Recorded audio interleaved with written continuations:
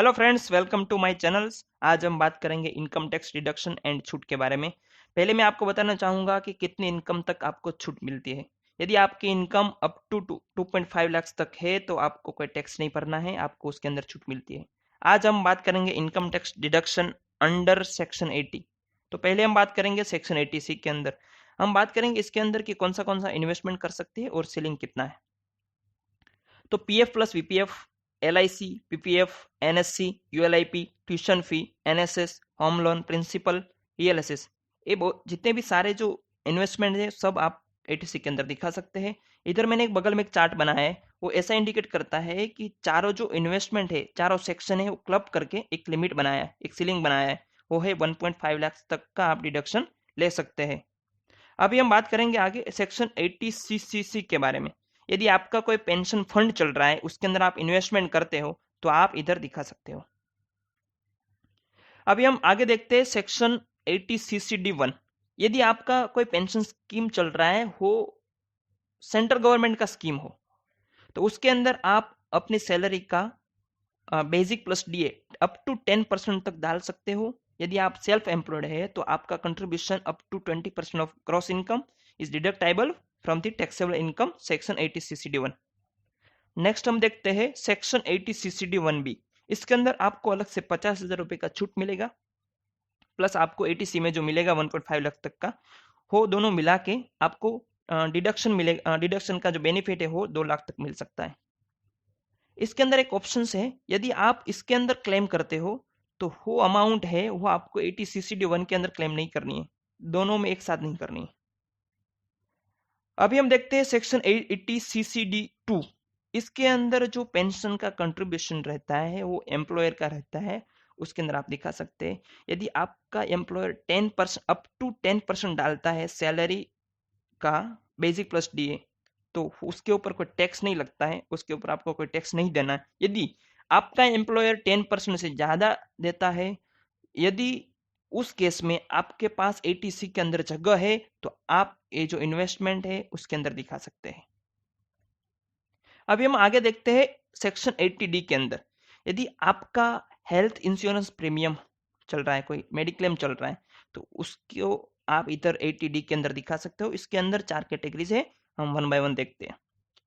यदि आपका premium self and family के लिए है तो आपको इसके अंदर डिडक्शन मिलेगा 25,000 का।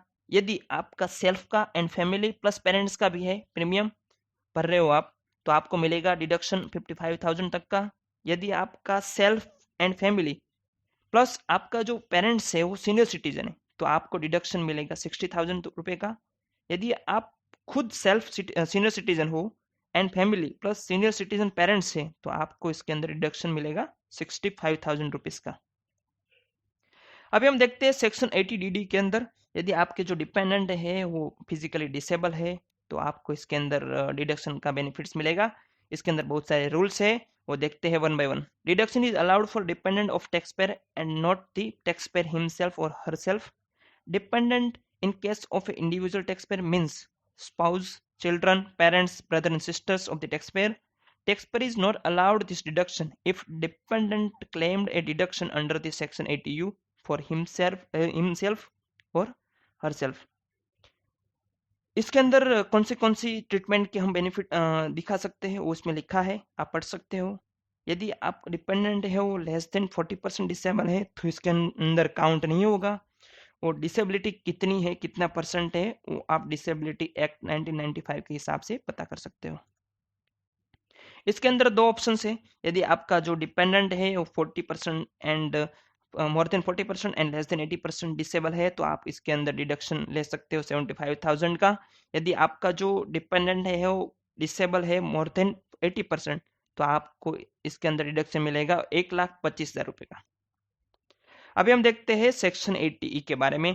इस सेक्शन के अंदर आपका कोई एजुकेशन लोन चल रहा है, उसका इंटरेस्ट आता है, उसको आप इधर दिखा सकते हो। इसके अंदर कोई लिमिट नहीं है, जितना भी इंटरेस्ट आता है वो सब दिखा सकते हैं।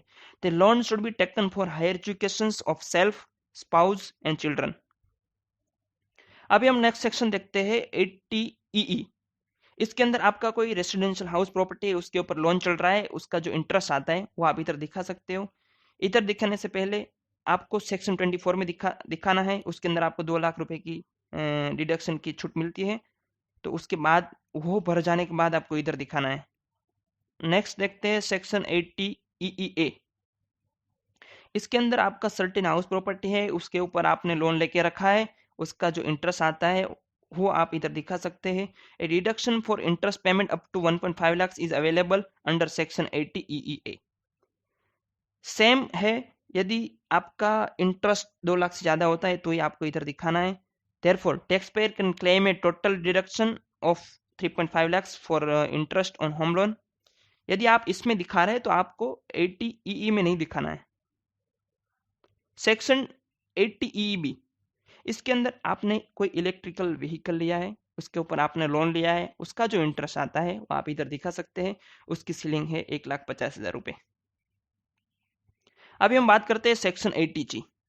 ए सेक्शन के अंदर आपने कुछ डोनेशन किया है, donation to certain funds, charity, institution, तो आप इधर दिखा सकते हैं। इसके अंदर मोड्स ऑफ डोनेशंस, मतलब आप कौन से तरीके से आप डोनेशन कर सकते हैं, उसमें है ड्राफ्ट, चेक, ऑनलाइन, कैश। लेकिन कैश में एक लिमिट है, आप 2,000 से ज़्यादा नहीं कर सकते हैं। यदि आपने कर दिया 2,000 से ज़्यादा तो आपका जो डोनेशन वो कंसिडर नहीं होगा।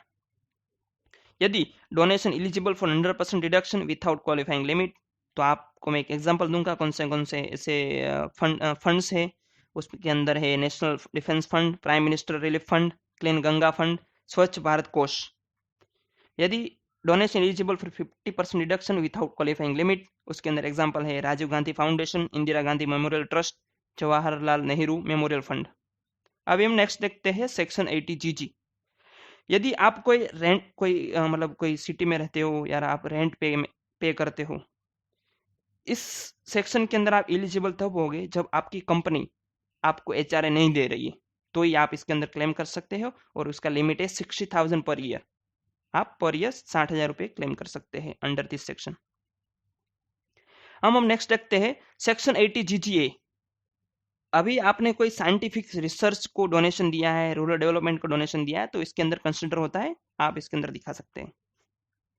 सेक्शन 80GGB ए उन लोगों के लिए, उस कंपनियों के लिए है जो companies can claim tax benefit on political donation.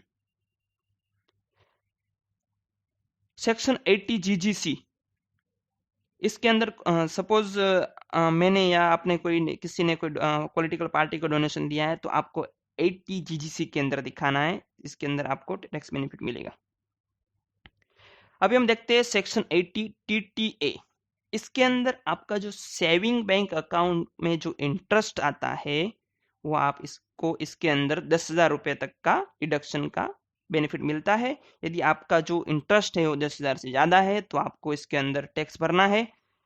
अभी ये जो है, this deduction is not allowed on interest on time deposits like RD, FD, other time deposits. यदि आपका कोई RD, FD में जो इंटरेस्ट आता है वो आप इसके अंदर दिखा नहीं सकते हैं, डायरेक्ट आपको उसके ऊपर टैक्स भरना है। अभी हम बात करते हैं section 80TTB। A senior citizen के लिए है, उसको उसके अंदर लिमिट मिलती है 50,000 रुपये का डिडक्शन। हम इधर एग्जाम्पल लेंगे, normal tax payer, senior citizen tax payer. Saving interest कितना आया, मेरा 5,000 आया, मतलब नॉर्मल टैक्स पेयर का, सीनियर सिटीजन का 5,000 आया, ठीक है। FD इंटरेस्ट कितना आया, 2 लाख रुपये आया, सीनियर सिटीजन का भी 2 लाख रुपये आया। अदर इनकम दोनों का सेम है, ग्रोस टोटल सेम हो गया। Deduction under section 80TTA, normal tax payer है उसको 5,000 रुपये का मिलता है, इधर नॉट एप्लीकेबल है सीनियर सिटीजन में। Less deduction under section 80TTB, normal tax payer को कोई बेनिफिट नहीं है, सीनियर सिटीजन को 50,000 रुपये का बेनिफिट है, तो टोटल टैक्सेबल इनकम हो गया नॉर्मल टैक्स पेयर के लिए 3,50,000 एंड सीनियर सिटीजन के लिए हो गया 3,05,000। अभी हम आगे नेक्स्ट देखते हैं सेक्शन 80U। यदि कोई पर्सन डिसेबल है तो इसके अंदर ये बेनिफिट ले सकता है, वो ऑलरेडी हमने आगे डिस्कस कर लिया है।